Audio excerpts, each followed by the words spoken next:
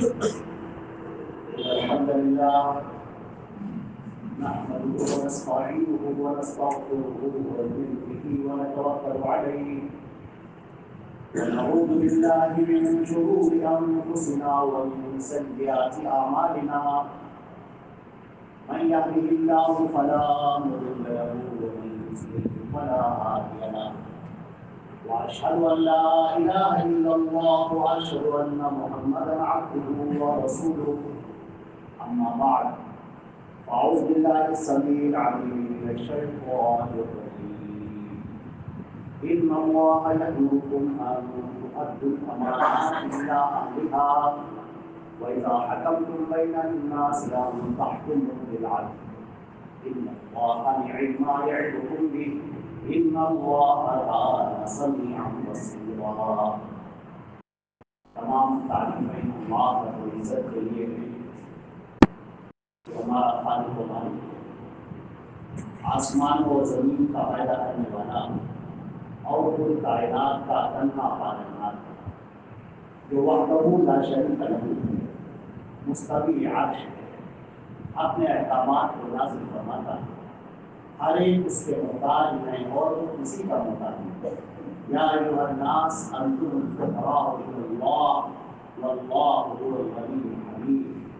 اے تمام کے تمام لوگ تم سب کے سب اللہ کے محتاج ہو اور اللہ ہر ایک سے بے نیاز ہے اور وہ بڑی خوبی کرتا ہے.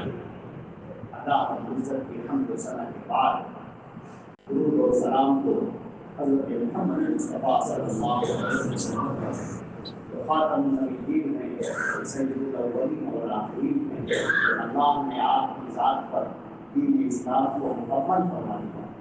اللہ نے فرمایا اليوم اکملت لکم دینکم واتممت علیکم نعمتی ورضیت لکم الاسلام دینا. آج کے دن میں نے تمہارا دین مکمل کر دیا اور اپنی نعمت تم پر تمام کر دی اور میں تمہارے لیے دین اسلام سے راضی ہوں. اللہ کی رحمتیں اور برکتیں ہوں تمام صحابہ کرام پر، تمام صحابیات پر، حدیثات پر اور کل مومنین اور مومنات. حضرات گرامی، آج کے اس خطبہ جمعے کے لیے میں نے بڑے اہم موضوع کا انتخاب کیا ہے اور یہ موضوع اس قدر حساس ہے کہ آپ کو قرآن پاک کا کوئی پارہ اس سے خالی نظر نہیں آئے گا، کوئی سورہ اس سے خالی نظر نہیں آئے گا. اور وہ موضوع کیا ہے؟ وہ ہے اللہ کا حق اور بندوں کا حق. یہ دو چیزیں ہیں جسے ہم اپنی عام زبان میں کہتے ہیں حقوق اللہ اور حقوق العباد. اللہ کا حق اور اس کے بندوں کا حق. چنانچہ یہ بات ہر ایک پر آشکارا ہو جانی چاہیے اور ہر ایک اس سے واقف ہو جائے کہ سب سے بڑا حق اللہ کا حق. جس حق کے سامنے کسی کا کوئی حق نہیں، سب سے پہلا حق اور سب سے بڑا حق، اور اس حق کے بالمقابل کسی کا حق نہیں، وہ ہے اللہ جل جلالہ جل شانہ کا. وہ حق کیا ہے؟ وہ ہے اس کی توحید کا. اللہ رب العزت کی توحید کو ہم اختیار کریں، یہ اللہ کا حق ہے. اور جو اللہ کے اس حق کو اختیار کرنے والا ہے، اللہ رب العزت نے یہ فرمایا ہے کہ میں اسے اپنی جنت میں ضرور داخل کروں گا. چنانچہ اگر بندے گناہوں میں ملوث بھی ہیں اور قیامت کے روز ان کو سزا کا اعلان بھی ہوتا ہے، چنانچہ وہ جہنم میں پھینکے بھی جائیں گے، لیکن اللہ رب العزت اس توحید کی برکت سے جو اس کے سینے کے اندر موجود ہے، اس توحید کی وجہ سے وہ ہمیشہ جہنم میں نہیں رہے گا. اپنی سزاؤں کو بھگتنے کے بعد وہ جنت کے اندر بھی رہ سکتا ہے. چنانچہ توحید اتنی بڑی نعمت ہے کہ اللہ رب العزت نے جنت میں داخلے کا اس کو سبب قرار دیا. اور شرک اتنی بڑی ذلت ہے، مذمت ہے، گناہ ہے کہ اللہ نے فرمایا کہ جس نے شرک کر لیا اور بغیر توبہ کی اس دنیا سے چلا گیا. شرک کرتا رہا لیکن اللہ نے توفیق دے دی، اس نے توبہ کر لی، اللہ کے سامنے رو لیا، گڑگڑا لیا اور اپنی توحید کو اختیار کر لیا، شرک سے باز آ گیا، تو اللہ تعالیٰ اس کی بھی توبہ قبول کروا دیتے، اس کو بھی جنت میں داخل کر دیتے. لیکن وہ جو شرک پر جمع رہا، شرک پر اڑا رہا اور شرک ہی کرتا رہا، تو اللہ رب العزت نے فرمایا ہے کہ ایسے شخص کو ہم جنت میں ہر دن داخل نہیں. چنانچہ آپ دیکھیں گے اللہ رب العزت نے جو جنت میں داخلے کے جو اسباب بیان کیے ہیں ان میں سب سے پہلی چیز اللہ رب العزت کا حق اور اللہ کی ہے. چنانچہ ایک مرتبہ اللہ کے نبی صلی اللہ علیہ وسلم سے سوال کیا گیا کہ اے نبی ہمیں آپ یہ بتا دیجیے کہ اس دنیا میں سب سے بڑا گناہ کون سا ہے؟ سب سے بڑا گناہ اس دنیا کے اندر جو ہم باز رکھیں سب سے بڑا گناہ ہے. آپ نے فرمایا انتشرک باللہ، کہ تم اللہ کے ساتھ شرک کرو، یہ سب سے بڑا گناہ ہے. اس سے بڑا کوئی گناہ نہیں. اس کائنات کا ظلم عظیم ہے. سورہ لقمان کے اندر بھی اللہ نے فرمایا، حضرت لقمان علیہ السلام کو زبان سے کیا ہو نہیں کہ لا تشرک باللہ ان الشرک لظلم عظیم. اے میرے بیٹے، حضرت لقمان نصیحت کر رہے ہیں اپنے بیٹے کو کہ میرے بیٹے تو نہ کرنا، شرک سب سے بڑا ظلم ہے. تو عزیزان محترم، سب سے پہلے تو ہم اللہ کے حق کو پہچانیں، اور اللہ کے حق میں پہلا حق اللہ کی توحید کا ہے. جب انسان نے اس توحید کو اختیار کر لیا تو اب اس کے بعد دوسری چیز ہے وہ ہے عمل صالح. عمل صالح کیا ہے؟ اللہ کے نبی صلی اللہ علیہ وسلم نے فرمایا جنت کے 100 سے زیادہ طبقات ہیں، اور ایک طبقہ دوسرے طبقے سے اتنی دور ہے جیسے ہم زمین سے یہ ستارے دیکھتے ہو، ایک دوسرے سے بہت دور ہے، بہت متفاوت، اور یہ دیے جائیں گے اعمال صالحہ کے لحاظ سے. اللہ فرمائے گا جزاء بما کنتم تعملون. تم جو دنیا میں عمل کیا کرتے تھے، جو حسن عمل کر کے آئے ہو میرے سامنے، اس کے نتیجے میں یہ تمہیں جنت ملے گی. اب کسی کو اعلیٰ جنت ہے، کسی کو اس کے نیچے کی جنت ہے، کسی کو اس کے نیچے کی جنت ہے. یہ اعمال کے لحاظ سے متفاوت ہیں اور الگ الگ ہیں. چنانچہ قرآن پاک میں اللہ رب العزت نے فرمایا، جب جنت کا تذکرہ فرمایا تو اللہ نے فرمایا وفی ذالک فلیتنافس المتنافسون. جو مقابلہ کرنے کے شوقین ہیں، جو مقابلہ آرائی کرتے ہیں، ان کو اس میں مقابلہ کرنا چاہیے کہ ہمیں اعلیٰ سے اعلیٰ جنت مل جائے، اعلیٰ درجے کی جنت ہم پا لیں، اس کے سلسلے میں مقابلہ کرنا چاہیے. وفی ذالک فلیتنافس المتنافسون. چنانچہ اس میں بہت بڑی حقیقت کو واضح کیا گیا اس آیت کے اندر کہ دنیا کے اندر ہم دیکھتے ہیں انسان کا مزاج ہے مقابلے کا. انسان کے مزاج میں یہ داخل ہے کہ وہ ایک دوسرے سے آگے بڑھنا چاہتا ہے، آگے نکلنا چاہتا ہے، مگر یہ غلط جگہ پر خرچہ ہو رہا ہے. انسان یہ چاہتا ہے کہ ہم کسی سے دولت میں آگے بڑھ جائیں، کوئی چاہتا ہے کہ ہمارا کپڑا زیادہ اچھا ہو جائے، کوئی چاہتا ہے ہمارا مکان زیادہ اچھا ہو جائے، کوئی چاہتا ہے ہمارا رتبہ، ہمارا منصب، ہمارا عہدہ زیادہ اونچا ہو جائے، زیادہ اچھا ہو جائے. وہ لوگوں کے درمیان میں دیکھتا ہے چاروں طرف اور پھر یہ چاہتا ہے کہ میں سب سے آگے نکلنے والا بن جاؤں. چنانچہ اللہ نے فرمایا کہ اے بندے ٹھہر، رک جا، غلط جگہ پر اپنی طاقت کو صرف مت کر. یہ کوئی دنیا ہے یار، دنیا ظل ظاہر، یہ دنیا تو ایک سایہ ہے جو ختم ہو جائے گا. یہ ابھی دھوپ آئی سب ختم، یہ ایک دن ہے جو گزر گیا. یہ دنیا بہت تیزی کے ساتھ گزرنے والی ہے. اگر اس میں تو نے پا بھی لیا تو کیا ہے؟ اگر تم نے بہت بڑا مکان بنا لیا، کوٹھی بنا لی، عالیشان بنگلے بنا لیے، پراپرٹی بنا لی، جائیداد بنا لی، تو پھر کیا؟ انجام تو تیرا موت ہے. تو چھوڑ کر جائے گا اور باقی لوگ اس پر قبضہ کریں گے. تو مال کا حریص ہے، اگر تیرے پاس مال آ بھی جائے تو کیا؟ قارون کی دولت بھی تجھے اگر مل گئی تو کیا؟ اس کے بعد کیا؟ اس کے بعد اس دنیا کے بعد جہاں تجھے قدم رکھنا ہے اس کے بارے میں تو سوچ. لہذا اگر تمہیں مقابلہ کرنا ہے تو آخرت کے لیے مقابلہ کرو، اعلیٰ جنت کو پانے کے لیے مقابلہ کرو، حصول جنت کے لیے مقابلہ کرو، اور اعمال اختیار کرو، اس میں عمل اختیار کرو. اللہ رب العزت کے حقوق میں سے، اللہ کے حقوق میں سے یہ ہے کہ ہم اللہ کی باتوں کو مانیں اور اس پر عمل کریں. وَمَن يُطِعِ اللَّهَ وَرَسُولَهُ فَقَدْ فَازَ فَوْزًا عَظِيمًا. جس نے اللہ کی اور اس کے رسول کی اطاعت کر لی، اس نے بہت بڑی کامیابی حاصل کی، بہت بڑی کامیابی حاصل کی. اللہ رب العزت نے کفار کا تذکرہ کیا ہے کہ کفار جب آئیں گے زنجیروں میں جکڑے ہوئے اور فرشتے انہیں کھینچ کر لائیں گے، اللہ رب العزت کے سامنے وہ سب پڑے ہوں گے اور رو رہے ہوں گے اور چیخ رہے ہوں گے اور اپنے سر کو پیٹ رہے ہوں گے.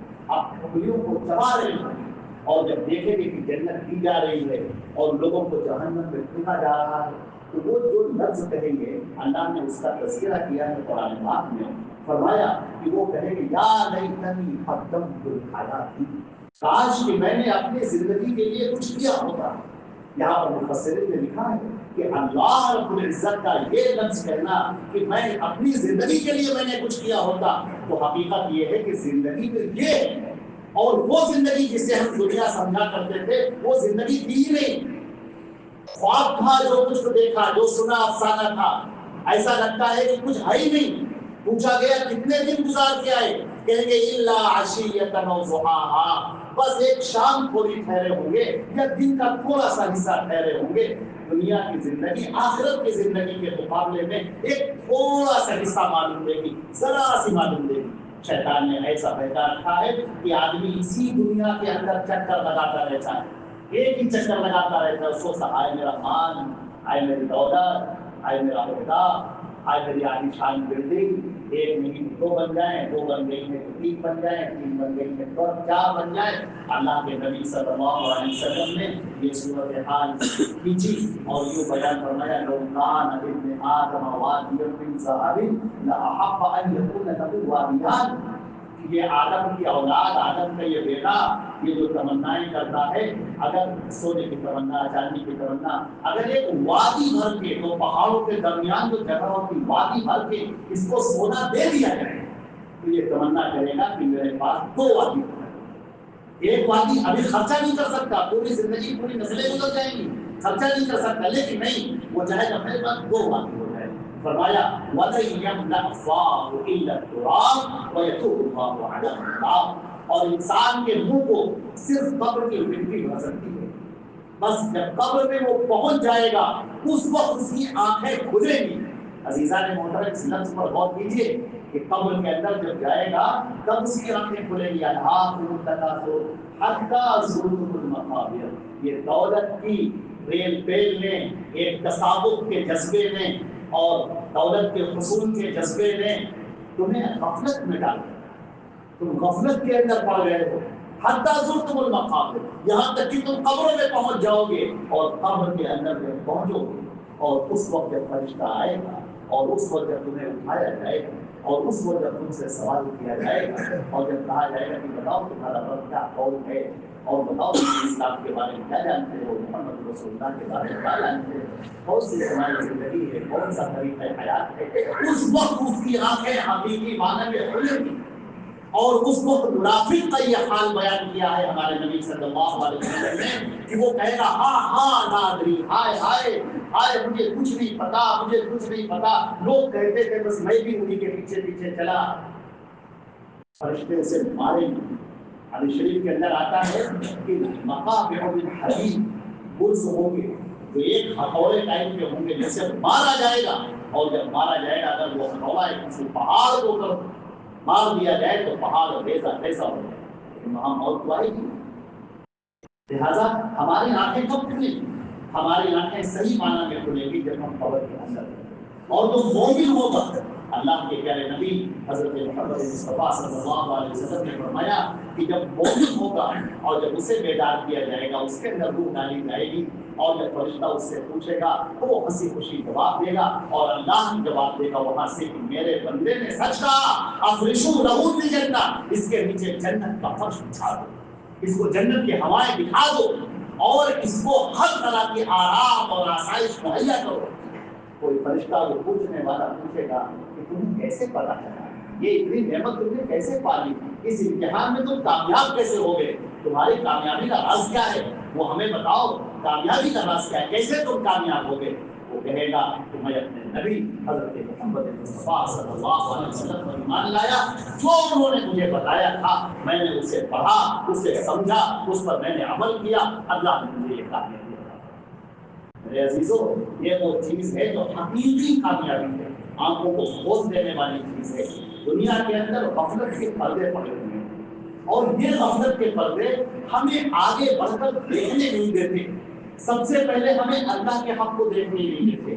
لوگ شرک کر رہے ہیں، شرک میں پڑے ہوئے ہیں، شرک میں ڈوبے ہوئے ہیں، لیکن وہ پلٹ کر نہیں دیکھنا چاہتے کہ اللہ کا حق ہمارے اوپر کیا ہے، جس نے مجھے پیدا کیا، جس نے مجھے آنکھیں دی، زبان دی، ہاتھ دیے، پیر دیے، کھانا دیا، آسمان سے پانی دیا، زمین سے غلہ اگایا، ہمیں جو سانس لے رہے ہیں یہ اللہ کی عطا ہے، اس کی بخشش ہے، جو ہمیں قدم چل رہے ہیں یہ اللہ کی مہربانی ہے، جو ہمارے ہاتھ اٹھ رہے ہیں یہ اللہ کا انعام ہے، جو آج ہم اپنے منہ میں لقمہ کھا رہے ہیں یہ اللہ کا تحفہ ہے، اللہ کی عنایت ہے، اور جب ہم اس فضلے کو باہر نکال رہے ہیں پیشاب اور بہانے کے راستے سے یہ اللہ کا انعام ہے۔ ہم اسے کیوں نہیں سمجھتے؟ وہ اللہ جس نے ہمیں بنایا، جس نے ہماری تصویر بنائی، جس نے ہمارا یہ جسم بنایا، ہمارے اندر روح ڈالی، ہمارے لیے مقدر کیا اس زندگی کو، یہاں پر اسباب زندگی، اسباب معاش فراہم کیے، ہم اپنے اس رب سے غافل ہو گئے، ہم اپنے اس اللہ سے غافل ہو گئے۔ تو میرے عزیزوں، میرے بھائیوں، اس حق کے توحید کو پہچاننا یہ فرض ہے، یہ لازمی ہے، اس کو سنجیدگی سے لیجیے اور بہت اہم طریقے سے لیجیے، اپنی بیوی کو، اپنے بچوں کو بٹھال کے بہت اچھے طریقے سے سمجھائیے ان کو اس توحید کے بارے میں، تاکہ یہ بنیادیں ان سے وہ غافل نہ ہونے پائیں، اللہ کا مجرم بن کر اس دنیا سے نہ جائیں، اللہ کا خاطی اور گنہگار بن کر دنیا سے نہ جائیں، مومن بندے بن کر یہاں سے جائیں۔ میرے عزیزوں، یہ تو حق اللہ کی توحید کا حق، اور اللہ کے حکموں پر عمل کرنے میں سب سے اہم شے ہے نماز، نماز کا پڑھنا۔ یہ نماز علامت ہے ایمان کی، ایمان کی علامت قرار دی گئی ہے۔ بہت سارے لوگ یہ سمجھتے ٹھیک ہے بڑھاپے میں پڑھ لیں گے، جب موقع ملے گا تو پڑھ لیں گے، نہیں، موقع ملے گا نہیں، آپ کو اپنی زندگی اس نماز کے مطابق ڈھالنی ہے۔ یہ 5 وقت کی نمازیں ہیں، یہ نمازیں ہمارے لیے ایک منزل بنا دی گئی ہیں، فجر سے لے کر ظہر تک، ظہر سے لے کر عصر تک، عصر سے لے کر مغرب تک، مغرب سے لے کر عشاء تک، اور پھر عشاء سے لے کر فجر تک۔ یہ ہمیں اپنی زندگی کو منضبط کرنا ہے، اسی کے درمیان ہم کو رکھنا ہے، اور اپنی زندگی نمازوں کے تابع کرنی ہے۔ ایسا نہیں کہ جب وقت ملے گا تو پڑھ لیں گے، نہیں نہیں نہیں، آپ کو اس کے لیے وقت نکالنا ہے، باقی کام آپ بعد میں کیجیے گا، یہ کام پہلے کیجیے گا۔ نبی کریم صلی اللہ علیہ وسلم نے فرمایا کہ آدمی کے کفر کے درمیان اور ایمان کے درمیان، یہ کفر ہے یہ ایمان ہے، بین ایمان المرء و کفرہ ترک الصلاۃ، ایمان اور کفر، اللہ اکبر اللہ اکبر، ایمان اور کفر کے درمیان فاصلہ ہے نماز کا چھوڑ دینا۔ نماز آپ نے پڑھی، مومن ہے آپ، اور نماز آپ نے چھوڑ دی ہے، اللہ کی پناہ، اللہ کی پناہ۔ اللہ کے نبی فرماتے ہیں کہ یہ کفر تک پہنچا، اور فرمایا ایک حدیث میں بالکل صحیح روایت میں آتا ہے کہ من ترک الصلاۃ متعمدا فقد بریت منہ ذمۃ اللہ و ذمۃ رسولہ، کہ جس نے جان بوجھ کر نماز کو چھوڑ دیا، اللہ اور اس کے رسول کا ذمہ اس سے اٹھ گیا۔ اللہ اور رسول کا ذمہ کیا ہے؟ اللہ کا ذمہ یہ ہے کہ جو میری توحید کو اختیار کرے گا میں اسے جنت میں داخل کروں گا، یہ حق آپ نے کھو دیا، اور رسول فرماتے ہیں کہ میں اپنے مومن بندے کی سفارش کروں گا۔ اللہ کے نبی صلی اللہ علیہ وسلم سے پوچھا تھا حضرت ابو ہریرہ نے کہ اللہ کے نبی بتائیے کل قیامت کے روز آپ کی شفاعت کا حقدار کون ہوگا؟ آپ نے فرمایا کہ جس نے من قال لا الہ الا اللہ خالصا، جس نے لا الہ الا اللہ کہا ہوگا اپنے خالص دل کے ساتھ، یہ حق بھی کھو گیا، یہ حق بھی کھو گیا، شفاعت کا حق کھو گیا۔ اللہ نے آپ کو جنت میں داخل کرنے کا جو وعدہ کر رکھا ہے، اللہ نے کیا میں نے اپنے اوپر لازم کر لیا کہ میں تجھے جنت میں داخل کر کے رہوں گا اگر تو میری توفیق کے اوپر آ رہا ہے۔ یہاں تک فرمایا کہ اے میرے بندے سن، اگر تیرے گناہ عنان السماء، آسمان تک پہنچ چکے ہوں اور تم نے میرے ساتھ شرک نہیں کیا ہے، پھر تو میرے سامنے آتا ہے اور میرا جی چاہا تو میں تجھے معاف کر دوں گا، ولا ابالی، مجھے کوئی پرواہ نہیں۔ جو چیز روکنے والی ہے وہ چیز ہے کفر، وہ چیز ہے شرک، یہ وہ چیز ہے جو جنت میں داخلے کا بالکل ممانع ہے، آدمی جنت میں جا ہی نہیں۔ تو عزیزان محترم، اس نماز کو بہت ہلکے میں لائٹلی بنتے، ٹھیک ہے وقت مل گیا تو ہم نے پڑھ لیا، نہیں وقت رہا تو چلو کوئی بات نہیں پڑھ لیں گے، نہیں، ایسا بالکل نہیں۔ نماز کو اپنے وقت پر آپ کو پڑھنا ہے، ہاں جہاں پر جمع بین الصلاتین کے لیے اللہ کے رسول کی اجازت اور ہدایت موجود ہے، وہاں پر آپ اس جو رخصت دی گئی اس سے آپ خوب فائدہ اٹھائیں۔ جمع بین الصلاتین بیماری میں ہے، بارش کے موقع پر ہے، سفر میں آپ ہیں، وہاں آپ ظہر عصر کو یا عصر اور ظہر کو، مغرب اور عشاء کو یا عشاء اور مغرب کو آپ نے جمع کر لیا، بالکل آپ لیکن ایسے ہی لیٹے ہیں اور نماز چھوڑ دیا آپ نے. ایک تذکرہ آتا ہے ایک صاحب کے بارے میں کہ نبی کریم صلی اللہ علیہ وسلم سے لوگوں نے کہا کہ فجر کی نماز میں ایک ہے جو آتا نہیں, وہ نہیں آتا ہے, اکثر نہیں آتا ہے, فجر کی نماز میں آتے نہیں. آپ نے فرمایا قال الشیطان فی اذنی, شیطان مردود نے اس کے کان میں پیشاب کر دیا.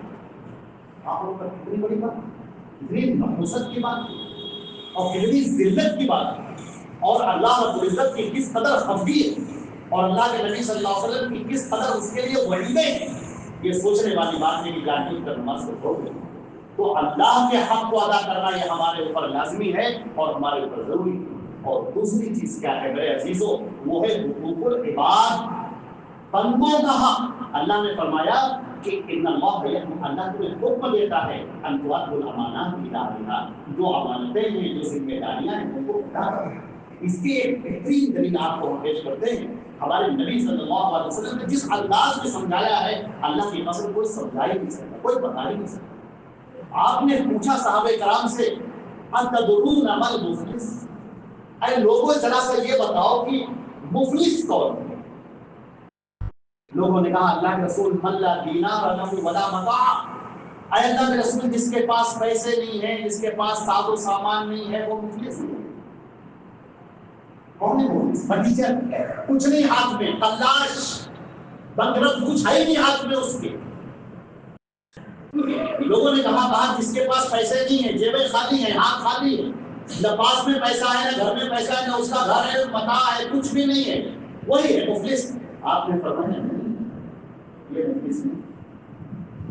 مفلس وہ ہے جو قیامت کے دن بڑے نماز روزے لے کر آئے گا, ذکر و اذکار لے کر آئے گا, صدقہ خیرات لے کر آئے گا, لیکن اکل مال ھذا وشتم ھذا,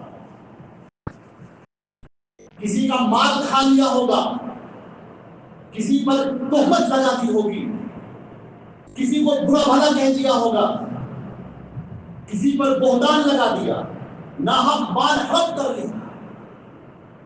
کل قیامت کے دن اللہ رب العزت کہے گا آؤ آج کے دن لتعدن العبد, سب کے سب کو معاملے کو ادا کیا جائے گا. آج کا دن وہ دن ہے کہ ہر ایک کا فیصلہ کیا جائے گا, کوئی بھی اس سے خالی نہ رہے گا. ظالم کہاں ہیں, مظلوم کہاں ہیں, آؤ ہم سب کو ان کا حق دیں گے. اس دن جب وہ کھڑا ہوگا اور کوئی کہے گا کہ یہ وہ شخص ہے جس نے میرا مال لوٹ لیا تھا, میرا مال ناحق کھا لیا تھا, میری زمین پر قبضہ کر لیا تھا, میرے اوپر تہمت لگا دی تھی, میرے اوپر الزام لگایا تھا, میری بیٹی پر, میری بہن پر اس نے برے برے الزام لگائے, بری بری باتیں ان کے بارے میں پھیلائی معاشرے کے اندر. پروردگار مجھے انصاف دے. اللہ کے نبی فرماتے ہیں کہ اس کی نیکیاں لی جائیں گی اور اس کو دی جائیں گی.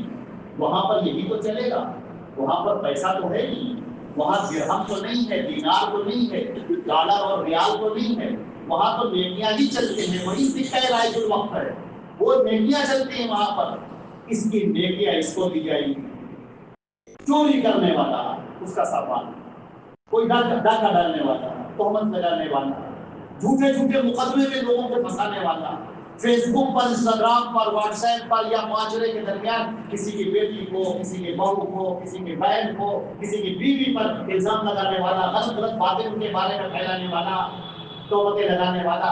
ارے یہ نہ سمجھو کہ یہ سب ختم ہو گیا, ہم نے کہا اور سب ختم ہو گیا. فرمایا نہیں, وہ قیامت کا دن ہوگا اور اللہ انصاف دلائے گا اور اس کی نیکیاں اس کو دی جائیں گی. ایک ایسا بھی وقت آئے گا کہ اس کی ساری نیکیاں ختم ہو گئی اور ابھی لوگ باقی ہیں, دعوے دار بھی باقی ہیں, نیکیاں ختم ہو گئی. اللہ فرمائے گا ان کے گناہ اٹھاؤ, اس کے اوپر ڈال دو. زنا کا گناہ, شراب کا گناہ, جوئے کا گناہ, سود کا گناہ, دانی کا گناہ. آدمی نے کبھی شراب نہیں پی, آدمی نے کبھی جوا نہیں کھیلا, آدمی نے کبھی زنا نہیں کیا, آدمی نے کبھی کچھ نہیں, لیکن آج گناہ اسے کرنا. ہم نے سمجھا کہ ہم نے نماز پڑھ لی بس کافی ہو گیا, زکات دے دی کافی ہو گیا, رمضان کے روزے رکھ لیے کافی ہو گیا. کافی نہیں ہوا, بہت زیادہ تو ہے, اس میں کوئی شک نہیں ہے, نیکیوں کی انبار ہیں. لیکن ادھر بھی دیکھو, باپ کا حق, ماں کا حق, بیٹی کا حق, بیٹے کا حق, بھائی کا حق, بہن کا حق, خالہ کا حق, خالو کا حق, اشتاری رشتے داروں کو تو حق نہیں ہے, پڑوسیوں کا, جو آپ کے پڑوس میں رہ رہا ہے اس کا حق۔ اللہ کے نبی فرماتے ہیں کہ جبریل مجھے لگاتار وصیت کرتے رہے، برابر بتاتے رہے کہ پڑوسی کہاں۔ مجھے ایسا لگنے لگا کہ میری میراث میں بھی پڑوسی کو حقدار قرار دیں گے کہ جب تم مر کے جانا تو تمہارے وراثت میں پڑوسی کا بھی حق ہے۔ اس قدر تاکید کرتے ہیں۔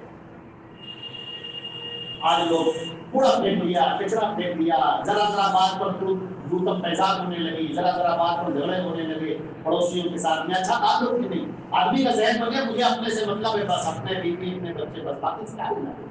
نہیں ہے، آپ کے حقوق، یہ حقوق آپ کو ادا کرے۔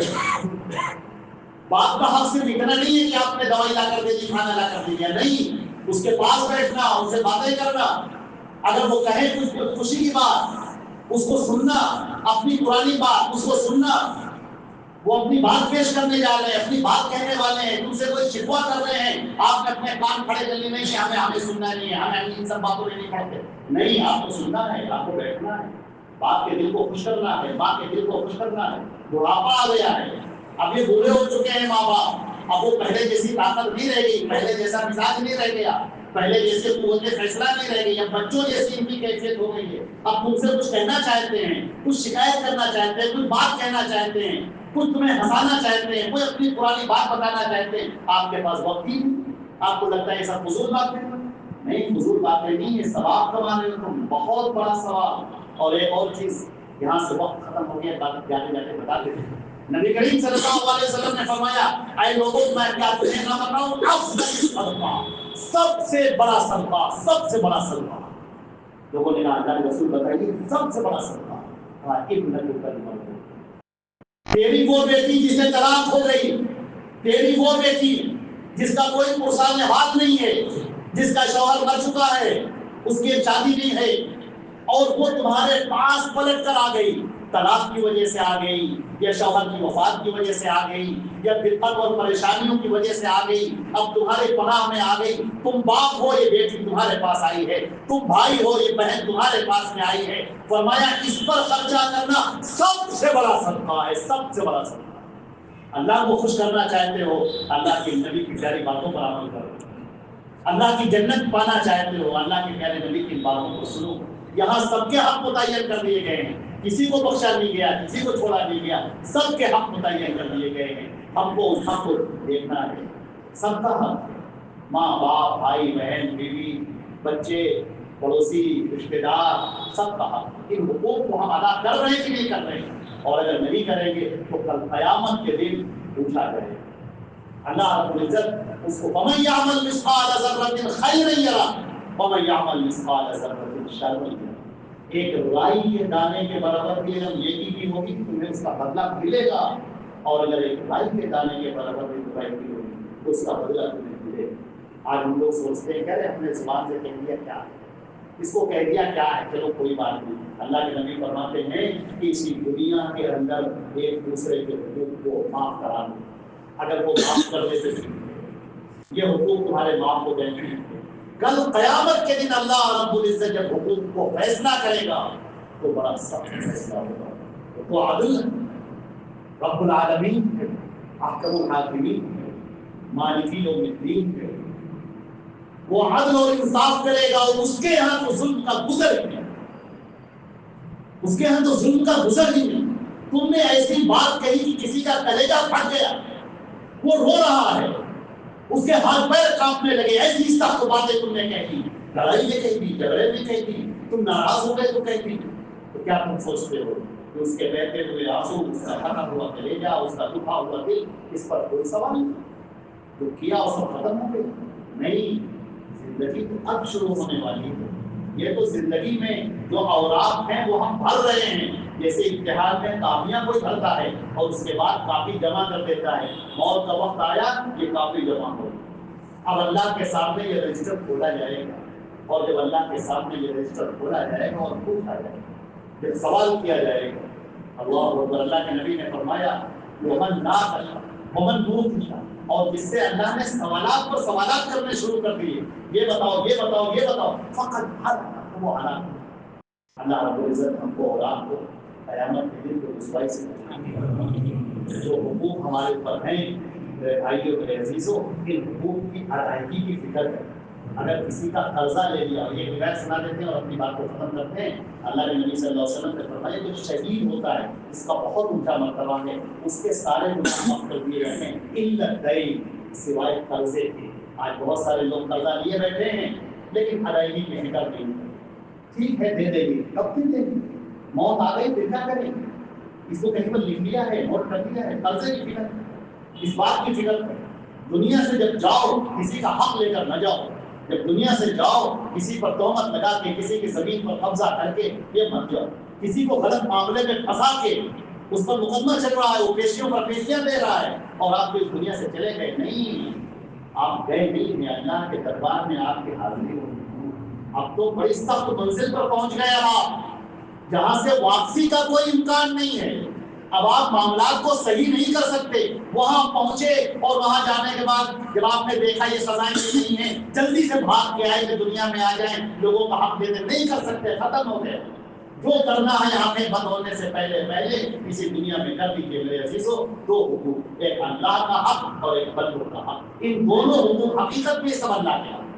اللہ کی جو بھی باتیں ہیں یہ سب اللہ کا حق ہے, لہٰذا ہمیں اس کو پہچاننا ہے, اس پر عمل کرنا ہے. اللہ رب العزت ہم کو اور آپ کو عمل کرنے کی توفیق عطا فرمائے. اللہ رب العزت قیامت کے دن ہم سب کو سرخرو فرمائے اور اللہ رب العزت کی انعامات کا مستحق بنائے. اللہ رب العزت ہم کو اور آپ کو سب کو اپنی عظیم اور ابد الآباد کی جنتوں میں داخل فرمائے. اے اللہ اپنے فضل و کرم سے ہمیں قیامت کے دن کی رسوائیوں سے اور اس دن کی ذلت سے بچا لے, جہنم کے ہولناکیوں سے, اس کی دہکتی ہوئی آگ سے بچا لے. اے اللہ اپنا رحم فرما, ہماری اصلاح کر دے, ہمارے معاملات کو درست کر دے. اللہم ربنا تقبل منا انک انت السمیع العلیم وتب علینا انک انت التواب الرحیم. وصلی اللہ علی محمد وآلہ وأصحابہ اجمعین برحمتک یا ارحم الراحمین. اقول قولی هذا استغفر الله لي ولكم ولسائر المسلمین.